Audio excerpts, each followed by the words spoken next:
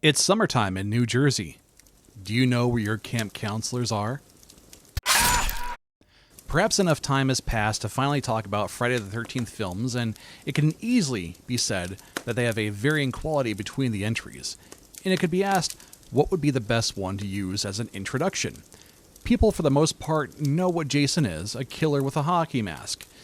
They could look at the first one and wonder where Jason is supposed to be before really diving into it, or they could look at the second movie and wonder why the movie is showing Jason in a burlap sack over the head. More confusion can come from looking further, seeing Jason Goes to Hell, and somehow there's Jason X. Pick the wrong movie, not knowing what to expect, and you could have a difficult time. In your frustration, you ask me to just point to the violence so that you may move on and see if the films are for you.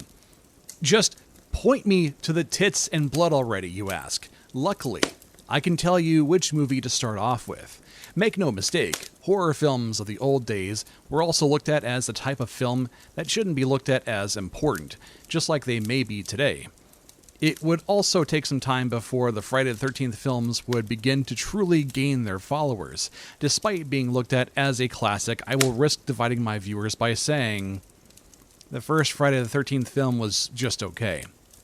I'm sorry, but I do not have it in me to glaze over that film, and I don't quite care about a film about Jason's mother that comes before the good stuff arrives. Luckily, this film I'm going to recommend does not put you through some long story where she's the villain, spoilers, and instead, what happens to her is simply a recap. I'm talking about the lovably dumb 2009 remake of Friday the 13th. How good is this film? Well, this bad boy has a certified 26% tomato meter score on Rotten Tomatoes. What does the audience score? Well, forget about that shit. I want the stuff that frustrates the professionals. From Brian Bisset of Horror Movie Club podcast, quote, "This is a modernized rehash of the same shortcomings that have plagued the Friday the 13th franchise since its inception. Weak characters and a lack of suspense. The rapid cuts to cameras in motion makes the film even worse than its 80s counterparts." And from Brian Egert of Deep Focus Review, "This is the same humdrum story about a killer hacking away at anyone and everyone around Camp Crystal Lake with a few minor modifications. It's painfully dull." Well, fantastic, Brian. Could we get a review that's more up its own ass?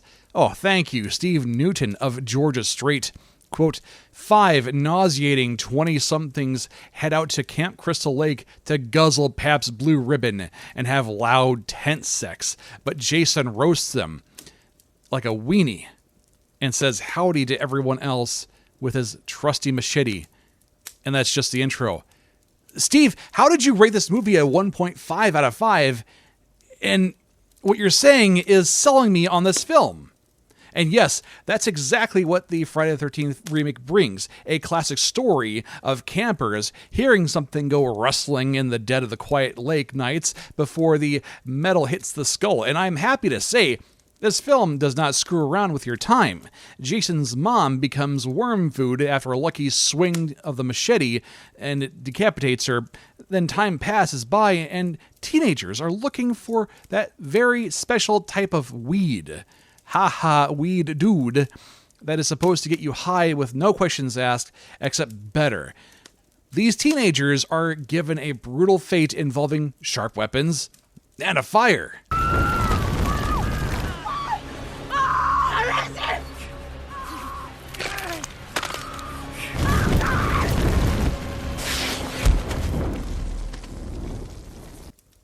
Crystal Lake has its own park ranger, not funded by government tax dollars, which is pretty based, and his name is Jason. While the victims of the first massacre shown in the film were walking stereotypes, I am happy to announce that the rest of the movie involves more walking stereotypes. Yes, I am happy to admit that. You have the loners, the stoners, and even the douchey guy whose father owns the cabin that they're all staying at. While it's able to keep you engaged by the mountains of bullshit going on, the main characters are insufferable morons who would annoy you if sharing a cabin with them in the first place. A walking stereotype of a prep or a stoner comes to Jason's sacred grounds, and the message is clear. They have to go. Drive them from our shores for Mama, Jason. You could be wondering to yourself how the kills are, and my sweet summer child, you must be patient while I'm discussing how good this movie is. But the short answer is that the kills are also stupid in the best way. Let's go over two of them. Chelsea and Nolan are wakeboarding, which is super sick of a sport to be doing. So sick that Jason got worried and tried to ask them to kindly stop using a projectile. Nolan stops, and then Chelsea starts freaking out under the lake's dock. Our good Samaritan tries to pick her out of the water using the machete, but couldn't pull her through the wooden planks. I cannot blame Jason, the guy tried.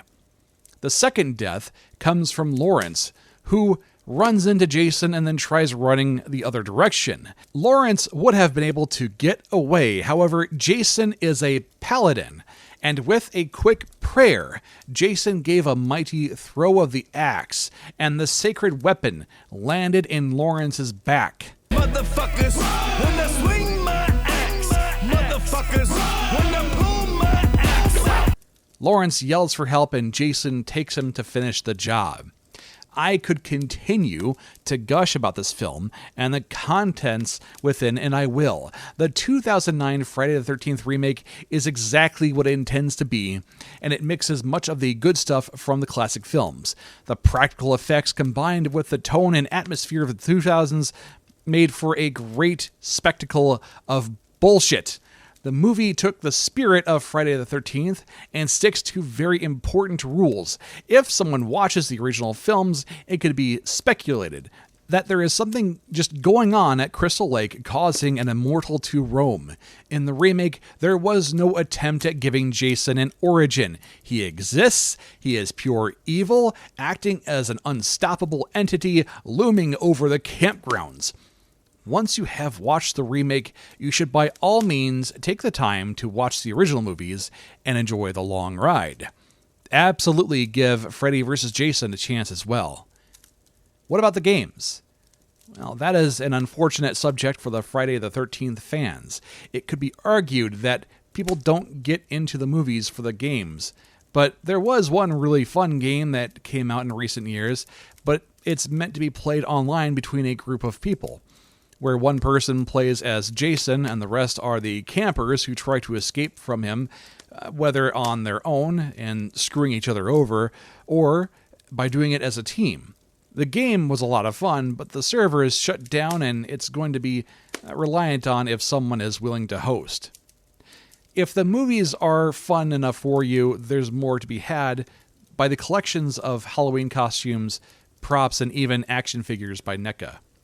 So, there you have it. Go explore this wonderfully dumb franchise, and I'll be looking to discuss more horror films soon.